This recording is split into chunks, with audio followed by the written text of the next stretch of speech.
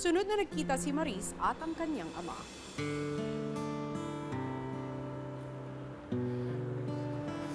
Epa.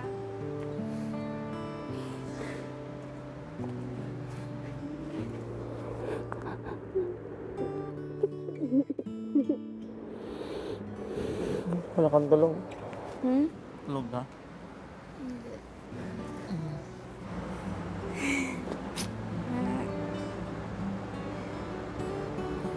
Naunta ko may gusto question. Ano din sa akin? Love pa ba niya mo si mama? Parang nung tinitingnan ko yung mukha niya na nag-iisip, kinakabahan po ako, baka hindi. Kung ano mang sagot po, tatanggapin ko naman po kasi basta importante para sa akin, intact kami. Sobrang nagpamang minsan itanong mo sa sarili ko, pala mo ba sa mama? Minsan may kibok. Ano ko sa mama?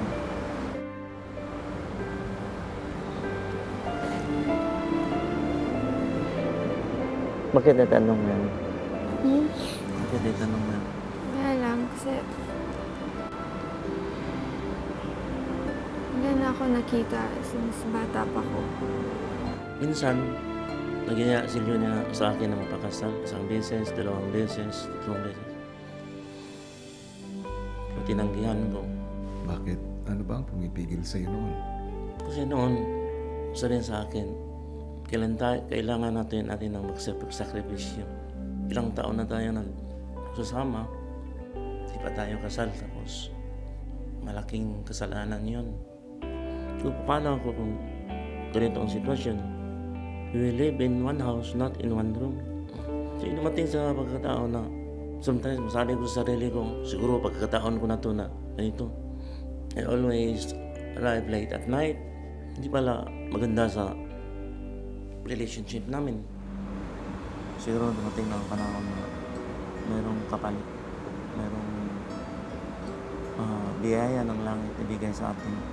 Siguro panahon na mabuo tayong lahat. Kasi ako rin nahirapan ako sa natin.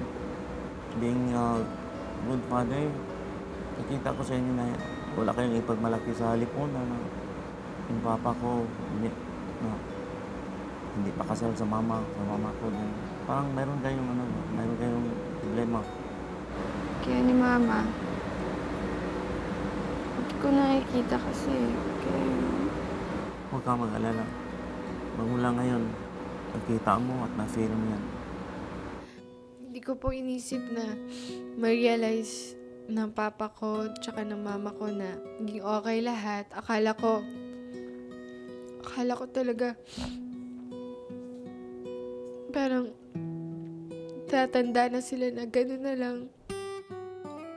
Sana kung kami na ni Leonie, isang dibdib, yung anumang pagkukulang or lapses na nagawa ko noon, siguro dudublihin ko pa yung maging good provider at pagsisilbi sa kanila.